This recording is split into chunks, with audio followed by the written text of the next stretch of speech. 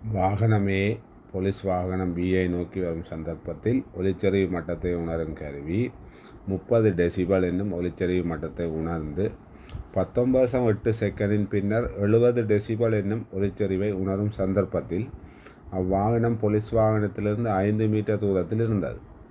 அத்துடன் வாகனமே மாறா வேகத்தில் இயங்குகிறது. இதில் இந்த வாகனமே என்றது ஒரு கட்டத்தில் 6 மீட்டர் தூரத்தில் இருக்க போலீஸ் வாகனத்திலிருந்து 6 மீட்டர் தூரத்தில் இருக்க 30 டெசிபலும் போலீஸ் வாகனத்திலிருந்து 5 மீட்டர் தூரத்தில் இருக்க 70 டெசிபலுமாக ஒலிச்சரிவு காணப்படுதான்.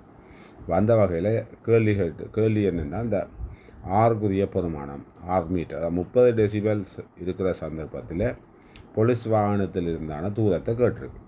எங்களுக்கு இந்த ஒலிச்சரிவு மட்டத்துக்குரிய சமன்பாடு தெரியும். பீட்டா சமன் 10log10 I/500. இந்த ஒலிச்சரிவு மட்டத்துக்குரிய அந்த சமன்பாடு தெரியும். இந்த சமன்பாட்டில் நாங்கள் என்ன செய்ய போகிறோம்னா, இந்த சமன்பாட்டை முதலாவது 30 டெசிபல் 6 மீட்டர் தூரத்தில் இருக்க பயன்படுத்த போகிறோம். அப்போ ஒலிச்சரிவு மட்டம் 30 டெசிபல் சமன் 10log10 K/R இருக்கும் 500. இதில் பாருங்கள், இந்த ஐக்கு பதிலாக K/R இருக்கும் போட்டிருக்கேன். என்னென்னு வந்தது I சமன் P/A. P/A என்றால் இந்த ஏக்கு பதிலாக 4πr². இந்த P/4πக்கு பதிலாக நான் K என்ற ஒரு உரிமையை பயன்படுத்துகிறேன். இந்த R இறக்கத்தை கீழே பயன்படுத்துகிறேன். சரிதானே? இப்போ இங்கே நான் இந்த ஐக்கு பதிலாக K/R இறக்கத்தை பிரதிக்கிறேன்.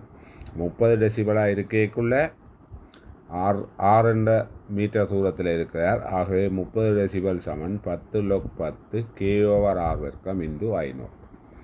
இதே போல் 70 டெசிபலாக இருக்கேக்கும் அந்த சமன்பாட்டில் பிரதிகிறேன். 70 டெசிபல் வந்து 10log10 K/5 வர்க்கம். ஏன் 5 போடுறேன்டா, 70 டெசிபலாக இருக்கேக்க கார் வந்து 5 மீட்டர் தூரத்தில் இருக்குது. இப்போ K/5 வர்க்கம் × 500.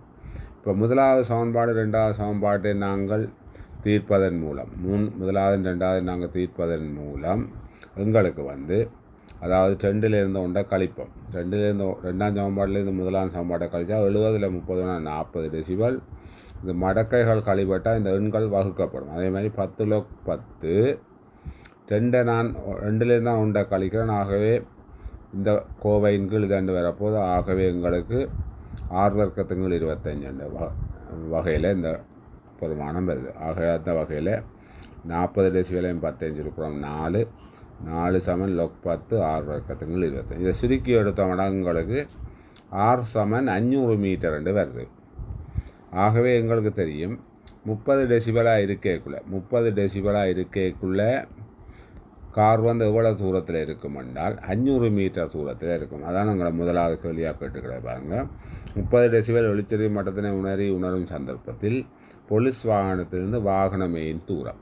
இப்போ இதுக்குரிய விட வந்து எங்களுக்கு கிடைக்க போது 500 மீட்டர்.